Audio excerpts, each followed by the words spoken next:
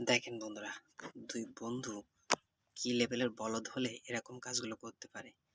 তারা কিন্তু ডাস্টবিনটার কাছে গিয়ে ময়লাটা ফেলতে পারত। সে কিন্তু দূর থেকে দিয়ে আবার কিন্তু সেই ময়লাটাকে আবার নিয়ে আসছে ডাস্টবিনের ভিতরেই ফেলবে এই কারণে।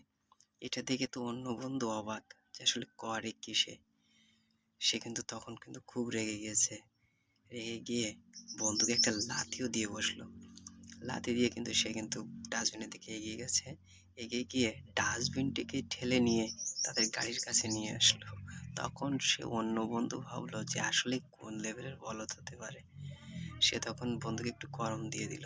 পিছনের লোকটি ভাবছে আসলে এটা দুজন কোন লেভেলের বলদ। যাই হোক, এরপরে কিন্তু আরো ২ বন্ধু প্রতিশোধ নিতে এসেছে। দেখুন, প্রতিশোধ নিতে এসে নিজের মাথায় বাড়ি। আর অন্য বন্ধু তো ভীষণ ব্যথা পেয়েছে। আর ব্যথা পেয়েই কিন্তু মাথায় হাত বুলাচ্ছে। আর এতে করে কিন্তু প্রচুর রাগও হয়ে গেছে তার। না জানি সে বন্ধুটিকে কি করে, দৌড়ে চেলে দিল খানিকটা দূরে।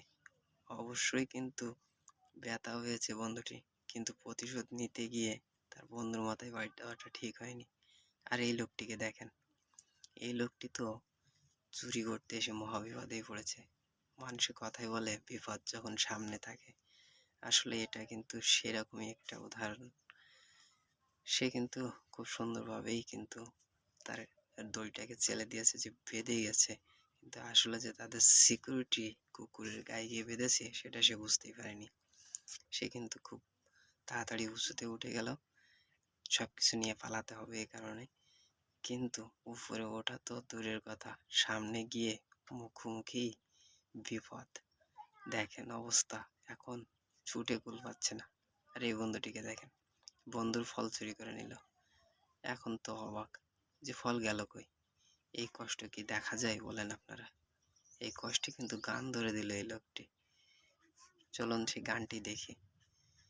অনেক কষ্ট করেই কিন্তু সেই গানটি তৈরি করেছে।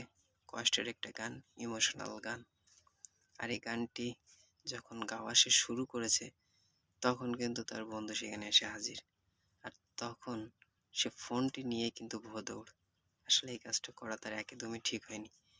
কারণ গান গাইছে তার মনের দুঃখে, মনের কষ্টে। আগে ফলটি নিয়েছে কোনো ব্যাপার না, কিন্তু এবার ফোনটাও নিয়ে চলে গেল। সত্যি অবাক। আর সে তো গান গেয়ে যখন গানের একটা রিল্যাক্স শেষ, তখন কিন্তু তাকিয়ে দেখে তার ফোনটি সেখান থেকে গায়েব হয়ে গেছে। আসলে এটা কি ধরনের আর কি বলেন? সে কিন্তু অবাক হয়ে গেছে ফোনের দিকে তাকিয়ে। গেল ওই ফোন, কোথায় গেল, কই গেল, কেন গেল, কিছুই বুঝতে পারে না। সে না বুঝেই কিন্তু বাড়ির দিকে দিল একটা ছুট আস্তে করে।